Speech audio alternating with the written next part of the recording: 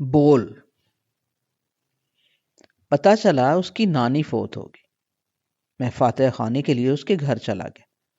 اس کی نانی کو فوت ہوئے وہ شاید دوسرا دن تھا۔ اس کے سب رشتہ دار گھر میں موجود تھے، وہ خود بھی ادھر بیٹھا تھا۔ دعا کی، فاتحہ پڑھی، مروتاً میں نے پوچھا نانی جی کو کیا ہوا تھا؟ ادھر بیٹھی عورتوں نے کہانی سنانی شروع کر دی۔ ڈاکٹر صاحب، ادھر اماں اس آڑو کے پیڑ کے نیچے چارپائی بچھا کے لیٹی تھی۔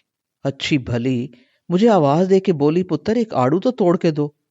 دیکھو نا ڈاکٹر صاحب، لال لال پکے آڑو ہے، دیکھ کے بندے کا دل کھانے کو کر ہی آتا ہے۔ آپ کو کھلاؤں توڑ کے؟ نہیں نہیں، آپ بتا رہی تھی۔ ہاں بس میری مت مارے گی۔ ادھر پانی کے چشمے کے پاس بیٹھی کپڑے دھو رہی تھی، ہاتھوں کو صابن لگا تھا۔ یہ ڈاکٹر طاہری کی قمیض تھی، توبہ کالر اتنے میلے، میں مل مل کے دھو رہی تھی۔ سوچا کام کر لوں تو اٹھوں گی، بولی آتی ہوں اماں، کام ختم کر لوں۔ میں اپنے دھیان میں لگی کپڑے دھوتی رہی، ادھر دیکھا ہی نہیں۔ اچانک دھڑام کی آواز کے ساتھ اماں کی چیخ سنائی دی۔ دیکھا ادھر تو اماں چارپائی پہ کھڑی آڑو کی شاخیں پکڑے کھڑی کھڑی نیچے جھول رہی۔ بس پہلے ایک جھٹکا لگا تو چارپائی کے ساتھ ٹیک لگا کے رکھا میرا پانی سے بھرا ڈرم کھسک کے گرا۔ ساتھ ہی چارپائی کے اگلے داہنے پائے کے نیچے رکھا پتھر کھسک گیا۔ چارپائی کی وہ ٹانگ ذرا چھوٹی تھی، ٹوٹی ہوئی تھی۔ نیچے سے رکھا پتھر کھسکا تو چارپائی پھڑ پھڑائی۔ اماں تکیے پہ پاؤں رکھے پنجوں کے بل کھڑی آڑو توڑنے کے لیے کھڑی تھی۔ ہائے، میرے دیکھتے دیکھتے چیخی، وہ لہراتی بازو کھولے نیچے گرنے لگی۔ میں اسی طرح صابن والے ہاتھوں سے بھاگی۔ اماں اماں، بس اوپر ہاتھ میں اماں کے آڑو کی شاخ تھی، وہ شاخ بھی ساتھ تڑ تڑ کر کے ٹوٹتی ہوئی گری۔ 4-5 یہ موٹے موٹے آڑو اماں کے اوپر گرے۔ لوما تو ایک آڑو توڑنے کھڑی ہوئی تھی۔ گرے آڑو، گرے خود کیسے اٹھاتی؟ میں نے بھاگ کے اماں کو پکڑا۔ نیچے گرتے ہی اماں کا سر پہلے گرے ہوئے پانی کے ڈرم پہ لگا، دھم کی آواز ہے۔ پھر اماں نیچے پتھروں سے جا ٹکرائی۔ ہائے ڈاکٹر صاحب، کیا بتاؤں اماں کو کتنا درد ہوا تھا۔ پتہ نہیں سر کی چوٹ تھی یا کندھے کی ہڈی نکل گئی تھی۔ ہاتھ اماں کا دائیں کندھے پر تھا۔ ادھر یوں کندھا پکڑے اماں چیختی رہی۔ میں نے ہاتھ اپنے ہی کپڑوں سے پونچھے اماں کو پکڑا۔ اماں مجھ سے اٹھائی نہ جائے۔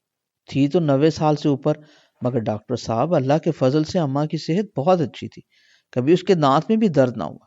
اپنے ڈاکٹر طاہر سے بھی کبھی اس نے دوا نہ لی۔ بس گر گئی اماں۔ میں نے چیخ چیخ کے آوازیں دی۔ ادھر بڑا تو تھا کوئی نہیں مردوں میں، چھوٹے بچے تھے، وہ آ کے اور ادھم مچائیں، یا مجھ سی عورتیں لڑکیاں بھاگی آئیں۔ مل ملا کے ہم نے اماں کو اٹھا کے چارپائی پہ ڈالا۔ میں کہوں اندر سے دوسری چارپائی لاؤ، اس نگوڑی چارپائی نے تو اماں کی جان لے لی۔ ہائے اللہ جانے کہاں چوٹ آئی اماں کو۔ ڈاکٹر صاحب، اماں بے ہوش نہیں ہوئی 1 منٹ بھی۔ اس کا کیا مطلب؟ ان کے سر کی چوٹ نہیں تھی وہ، یہ لگتا ہے ہمیں بھی ڈاکٹر صاحب یہی لگتا۔ اماں نے بچ جانا تھا، بس کوئی اٹھا کے ہسپتال لے جاتا۔ آپ ادھر ہی تھے نا؟ جی جی، ادھر ہی ہسپتال میں، ہر وقت ڈاکٹر ہوتے۔ ہائے کوئی لے جاتا۔ چارپائی اندر سے آ گئی۔ میں کہوں اوپر لٹا کے اماں کو لے چلو۔ اٹھائے اٹھائے سڑک تک چارپائی پہ ڈال کے۔ لڑکیاں بولی اندر سے چادر لا کے بچھا لینے دو، چادر ڈھونڈنے میں کڑیوں نے دیر لگا دی۔ پھر چادر بچھ گئی تو اماں کو سڑک تک لے کر کون جاتا؟ مرد تو ادھر تھا کوئی نہیں، سب اپنے اپنے کام پہ گئے۔ ہم عورتوں کے لیے ان پتھر راستوں پہ چارپائی پہ اماں کو لٹا کے لے جانا مشکل تھا۔ سڑک کون سی پاس ہے، آدھا گھنٹہ تو لگتا ہے پیدل اکیلے چلتے چلتے۔ پھر آگے سڑک پہ کوئی گاڑی کھڑی ہوتی تو ہسپتال لے کے جاتے۔ ہائے ماں، دائیں کندھے کو پکڑے کبھی دائیں پسلی کو۔ ڈاکٹر صاحب، دائیں پسلی کے نیچے کیا ہوتا ہے؟ جگر۔ ہائے میں سمجھ گئی، جگر پھٹ گیا اماں کا۔ ادھر جدھر آپ بیٹھے وہ روز آ کے بیٹھ جاتی۔ بیٹھی ہم سب کو آوازیں دے دے کر کہتی رہتی یہ کرو وہ کرو۔ صبح اماں نے میرے ہاتھ کا بنا پراٹھا کھایا، پورا سالم پراٹھا ماشاءاللہ، آملیٹ کے ساتھ کھا لیا۔ کہتی کڑیے آملیٹ میں ہری مرچیں ڈالنا، باریک کاٹ کے۔ میں نے ڈال دی۔ لسی کا پورا گلاس اماں نے پیا ادھر چوکی پہ بیٹھ کے۔ یہی چوکی تھی ڈاکٹر صاحب جس پہ میں بیٹھی ہوں۔ ہائے میری اماں چلی گئی، اب اس چوکی پہ وہ نہیں بیٹھے گی۔ وہ باتیں کرتی جائے، ساتھ بیٹھی عورتیں رونے کے انداز میں بیان کرتی جائیں۔ ایسے ایسے دردناک واقعے سنائے کہ میری آنکھوں سے آنسو جاری ہو گئے۔ ٹپ ٹپ آنسوؤں سے میرا چہرہ بھیگ گیا۔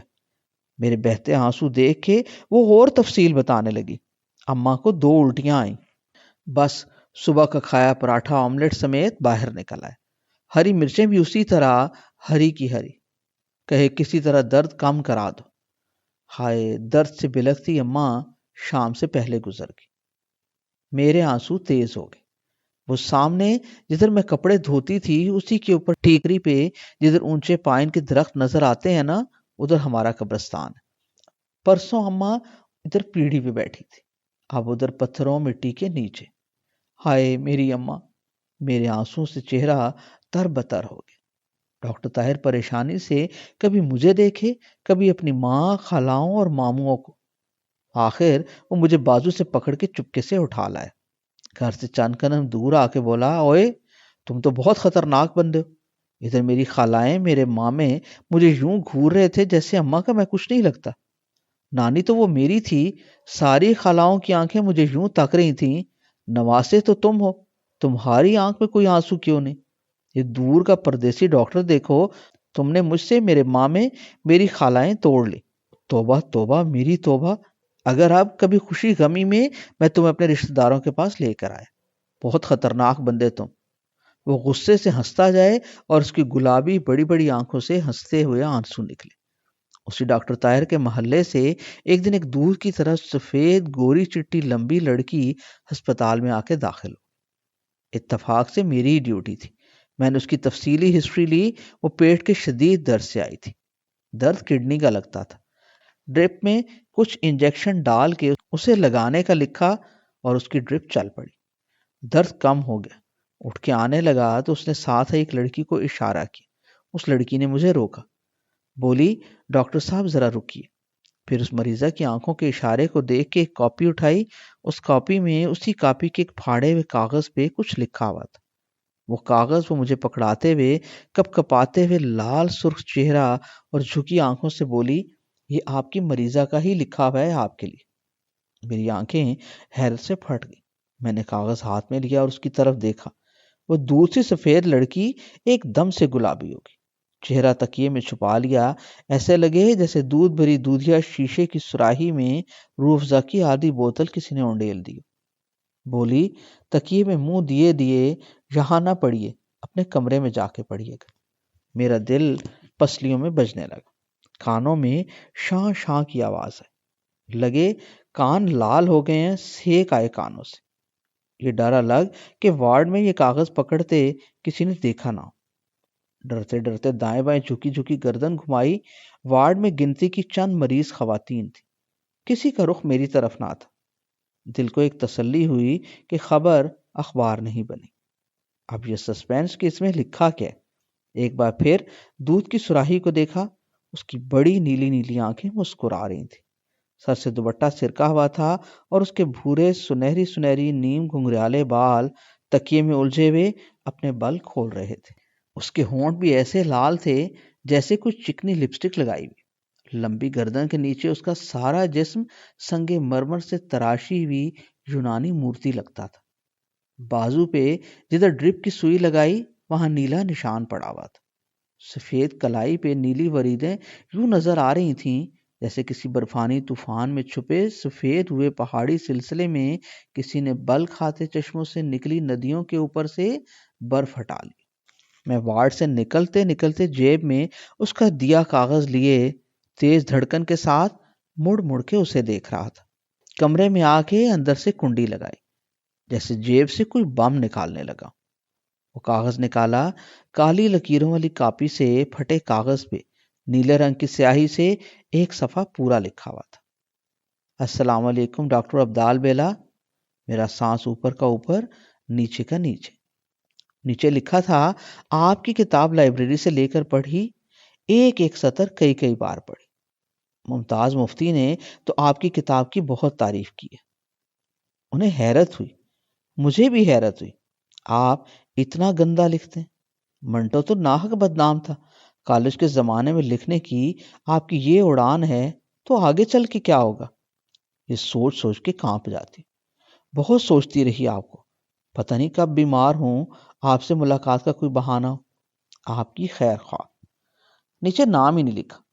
اب میں سوچوں ہسٹری لکھتے ہوئے اس کا نام کیا لکھا تھا، یاد ہی نہ آئے۔ رات کو میرا راؤنڈ وارڈ کا بنتا تھا، اب ادھر جاتے ہوئے میری ٹانگیں کانپے۔ کئی بار اپنے کمرے سے اتر کے ادھر گیا۔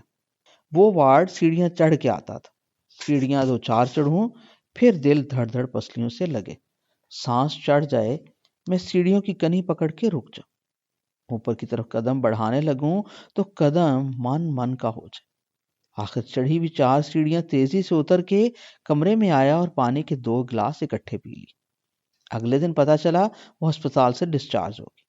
میں نے ڈاکٹر طاہر کو ایک طرف لے جا کے رازداری سے وہ قصہ ذرا سا سنایا۔ وہ اپنی لال لال ڈوروں والی مسکراتی بڑی آنکھوں سے مجھے دیکھتے ہوئے بولا، وہ میری رشتہ دار ہے۔ ظالم، تیری کتاب سے زیادہ تیرے آنسوں نے اس کو پاگل کیا، بول تیری شادی کرا دوں اس سے۔ میں جیسے سکتے کے عالم میں آنکھیں کھولے اسے دیکھ رہا تھا۔ جس ماؤنٹ ایوریسٹ کی چوٹی کو قدم قدم برفانی طوفانوں سے لڑ کے سر کرنا ہو، وہاں پلک چھپکنے میں جہاز پہ اڑ کے پہنچ جائیں تو کیا حال ہوتا۔